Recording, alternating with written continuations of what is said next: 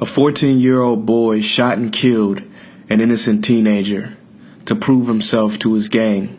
At the trial, the victim's mother sat still and silent until the end when he was convicted of the killing. As he was being taken away in handcuffs, the mother of the boy who was shot stood up slowly, looked him in the eye, and said, "I'm gonna kill you," and sat back down, and the boy was taken away. After being in prison for a year or so, the mother of the slain boy goes to visit him. Now that boy had been living on the streets before the killing, and she was the only visitor he ever had. Not even the gang members came to visit him. Now he was kind of frightened before she came, but she said, "No, I just want to talk to you."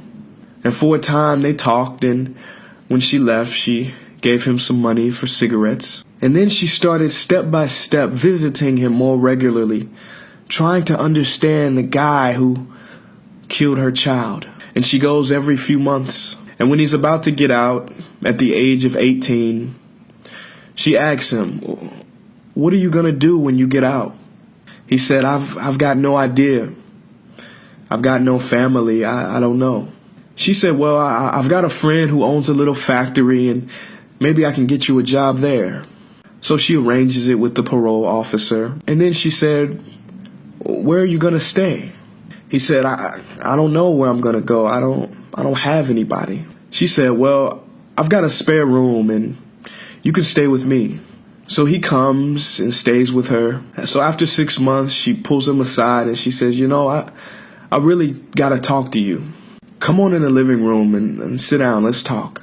So she sits opposite to him and looks him in the eyes and says, "Do you remember in court the day you were convicted of murdering my son for no reason at all?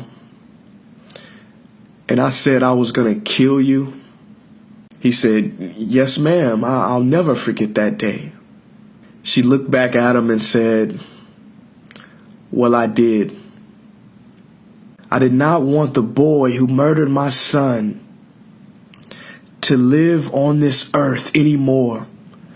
I wanted him to die. And that's how I set about changing you and bringing you things and giving you a job and letting you live here with me. And you're not that same person anymore. That old boy, he's gone. But I don't have anybody. And I want to know if you would stay here. I want to know if I could adopt you as my son." And he said yes.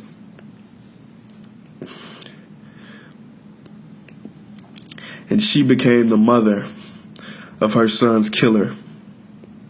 The mother he never had.